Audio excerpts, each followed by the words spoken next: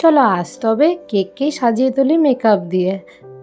Hello everyone, আবার একটা নতুন ভিডিও নিয়ে চলে এসেছি। অনেক দিন পর তোমাদের সাথে একটা লং ভিডিও শেয়ার করছি। ব্যস্ততার জীবন থেকে কয়েকদিনের আমি ছুটি নিয়েছিলাম, পাহাড়ে ঘুরতে গেছিলাম।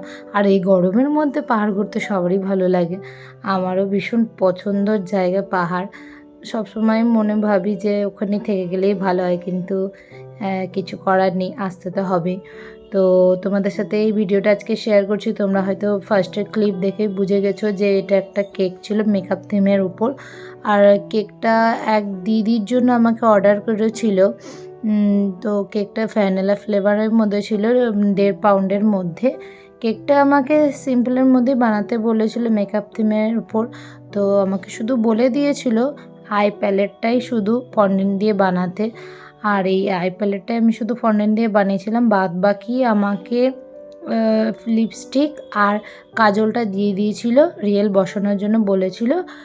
আর বলেছিল চারিপাশ দিয়ে ফন্ডেন্ট দিয়ে ফুল দিয়ে দিলেই হবে। আমি সেইভাবে চারিপাশ দিয়ে ফন্ডেন্টের ফুল বানিয়ে দিয়েছিলাম।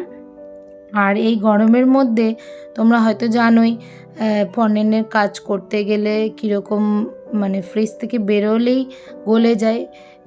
কেকের ভিডিওটা করতে করতে তোমরা দেখতেই পাচ্ছ আমার আই প্যালেটটা গলে গলে পড়ে যাচ্ছে।